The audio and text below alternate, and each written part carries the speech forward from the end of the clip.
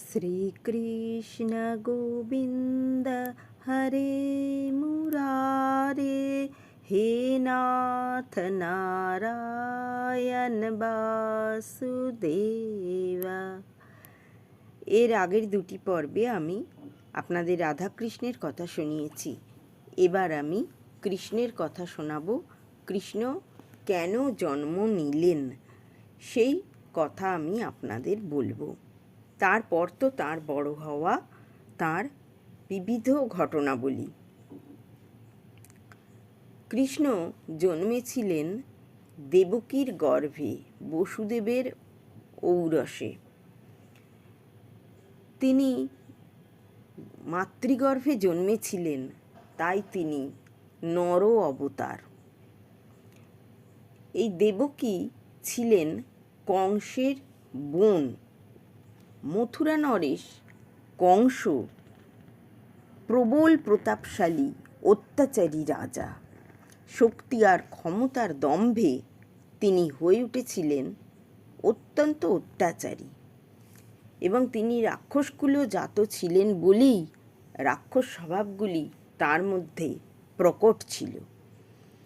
দিনে দিনে তার পাপের ভরা বেড়েই চলেছিল।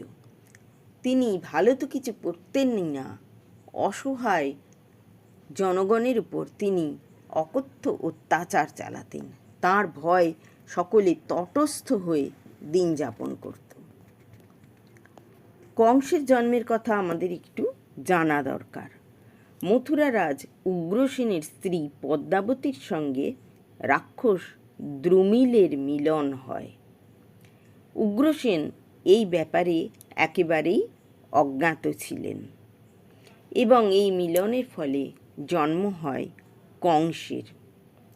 রাক্ষসের সন্তান বলে তিনি রাক্ষসের স্বভাব পেলেন।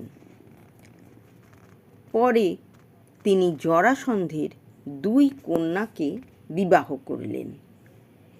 এরপর জরাসন্ধ যেহেতু তাঁর শ্বশুর হলেন, তিনি জরাসন্ধের সহায়তায় উগ্রসেনকে বন্দি করলেন, এবং উগ্রসেনকে বন্দি করে রেখে তিনি মথুরার রাজা হয়ে বসলেন। এহেন কংসের বোন ছিলেন দেবকী। দেবকীর সঙ্গে বিবাহ হল বসুদেবের। বসুদেব ছিলেন যদুবংশীয় সুরসেনের পুত্র। তিনি ঋষি কশ্যপের অংশ অবতার বলে কথিত আছে, এবং যে নন্দর কাছে কৃষ্ণ বড় হয়েছেন ছোটবেলায়, সেই বসুদেব ও নন্দ দুই খুড়তুতো ভাই। বসুদেবের এক স্ত্রী দেবকী, অপর স্ত্রী রোহিণী। দেবকী হলেন কশ্যপের স্ত্রী অদিতির অবতার, এই রকম পুরাণে উল্লেখ আছে।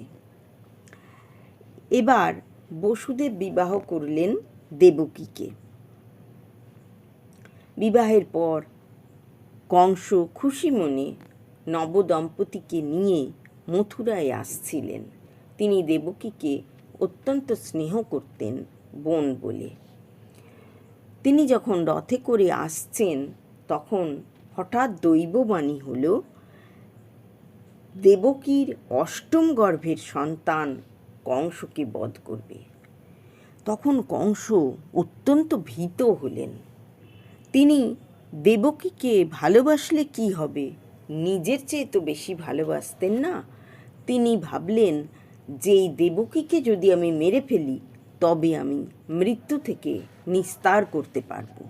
তাহলে দেবকীর তো গর্ভই ধারণ হবে না, তার অষ্টম সন্তান আসবে কি করে।